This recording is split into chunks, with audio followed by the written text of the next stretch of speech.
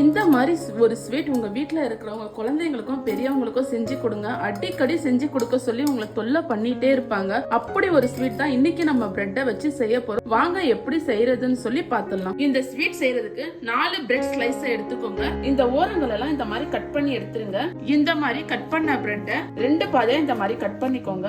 இதே மாதிரி எல்லா பிரெட்ஸையுமே கட் பண்ணி எடுத்துக்கலாம். எல்லா பிரெட்ஸையுமே கட் பண்ணி எடுத்தாச்சு. இப்ப நெக்ஸ்ட் என்ன செய்யறதுன்னு சொல்லி பார்க்கலாம். ஃபர்ஸ்ட் நம்ம இந்த டிஷ் செய்யறதுக்கு 1/2 லிட்டர் பாலை கட் பண்ணி ஊத்திக்கலாம். பாலை ஒரு தடவை நல்லா கலந்து விட்டுக்கோங்க. பாருங்க பால் நல்லா கொதிச்சிருச்சு. இந்த டைம்ல நம்ம சிம்ல வச்சு ஒரு 10 நிமிஷம் நல்லா சுண்ட காய வச்சுக்கலாம். பாருங்க 10 நிமிஷம் ஆயிடுச்சு. எவ்வளவு பாலடு சேர்ந்திருக்கு பாருங்க. இந்த பாலடு தான் இந்த டிஷ்ஷுக்கு மெயின். இதை நம்ம கலந்து விட்டுக்கலாம் இந்த பால் கூடயே. இந்த டைம்ல 4 table spoon condensed milk add பண்ணிக்கோங்க. இந்த கண்டென்ஸ்டு மில்க் இன்னும் கொஞ்சம் பாலை நல்லா திக்கா ஆக்கும். கண்டென்ஸ்டு மில்க் போட்டுட்டு ஒரு 5 நிமிஷம் கொதிக்க வச்சுக்கலாம். கண்டென்ஸ் மில்க் போட்டு 5 நிமிஷம் கொதிக்க வச்சிருந்தா எவ்வளவு கிரீமியா வந்திருக்கு பாருங்க. பால் எவ்வளவு திக்கா இருக்கு. இப்ப இது கூட கடைசியா 1/2 டேபிள் ஸ்பூன் ஏலக்காய் தூள் ஆட் பண்ணிக்கோங்க. உங்ககிட்ட ஏலக்காய் தூள் இல்ல அப்படின்னா 2 ஏலக்காவை தட்டி சேர்த்துக்கோங்க. இப்ப நம்ம இதுல கடைசியா ஒரு பிஞ்ச் குங்குமப்பூ ஆட் பண்ணிக்கலாம். குங்குமப்பூ போட்டு கலந்து விட்டுட்டு ஸ்டவ் ஆஃப் பண்ணிக்கோங்க. இதை இறக்கி தனியா வச்சிடலாம். இப்ப நெக்ஸ்ட் ஒரு பேன்ல 50 கிராம் சுகர் சேர்த்துக்கோங்க. இது கூடயே ஒரு 1/4 டம்ளர் தண்ணியும் ஊத்திக்கோங்க.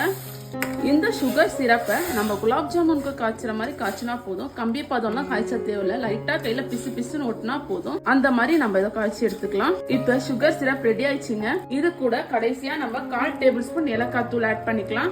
ஏலக்காய் தூள் ஆட் பண்ணி ஒரு தடவை கலந்து விட்டுக்கோங்க. கலந்து விட்டு ஸ்டவ் ஆஃப் பண்ணிக்கோங்க. இந்த சிரப் எடுத்து ஓரமா வச்சுக்கலாம். வாங்க இப்ப நெக்ஸ்ட் நம்ம கட் பண்ண பிரெட் ஸ்லைஸ் எல்லாமே ஃப்ரை பண்ணி எடுத்துக்கலாம். அதுக்கு ஒரு கடாயில தேவையான அளவு எண்ணெய் ஊத்திக்கோங்க. எண்ணெய் நல்லா ஹீட் ஆனோடனே மீடியம் ஃபிளேம்ல வச்சுக்கோங்க. இப்ப ஒரு பிரெட் ஸ்லைஸா போட்டு நம்ம பொரிச்சு எடுத்துக்கலாம். எண்ணெய் ஹீட் ஆகாம நீங்க போட்டீங்கன்னா பிரெட் நிறைய எண்ணெய் இழுத்துரும். சாப்பிடும் போது நல்லா இருக்காது. பாருங்க இந்த அளவுக்கு கோல்டன் ப்ரௌனா ஆயிடுச்சுன்னா போதும். இதை நம்ம தனியா இன்னொரு பிளேட்ல டிரான்ஸ்ஃபர் பண்ணிக்கலாம். இப்ப மீதி இருக்க பிரெட் ஸ்லைஸையும் போட்டு பொரிச்சு எடுத்துக்கலாம். அதே மாதிரி மீடியம் ஃபிளேம்லயே வச்சுக்கோங்க. இப்ப நம்ம எல்லா பிரெட்ஸையுமே பொரிச்சு எடுத்தாச்சு. வாங்க இப்ப நெக்ஸ்ட் ப்ரொசீஜர் என்னன்னு சொல்லி பார்க்கலாம். இப்ப நம்ம ஃப்ரை பண்ண பிரெட் எல்லாமே இந்த சுகர் சிரப்ல போட்டு டிப் பண்ணிக்கலாம். ஒன்னொன்னா நல்லா திருப்பி போட்டு டிப் பண்ணிக்கோங்க. இந்த மாதிரி நல்லா டிப் பண்ணதுக்கு அப்புறம் ஒரு பிளேட்ல வச்சுக்கோங்க. இதே மாதிரி எல்லா பிரெட்டையுமே சுகர் சிரப்ல டிப் பண்ணி எடுத்துக்கலாம்.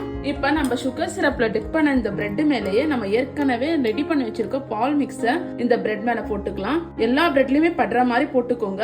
பாருங்க எவ்வளவு திக்கா இருக்கு. எல்லா பிரெட்லயுமே படுற மாதிரி போட்டுக்கோங்க. இப்ப கடைசியா உங்களுக்கு விருப்பப்பட்ட நட்ஸை இது மேல போட்டுக்கோங்க. நான் இன்னைக்கு கொஞ்சம் பாதாம், முந்திரி, பிஸ்தா ஆட் பண்றேன். கடைசியா கொஞ்சம் குங்குமப்பூ கார்னிஷ்காக நான் போடுறேன். நீங்களும் விருப்பப்பட்டா போட்டுக்கோங்க.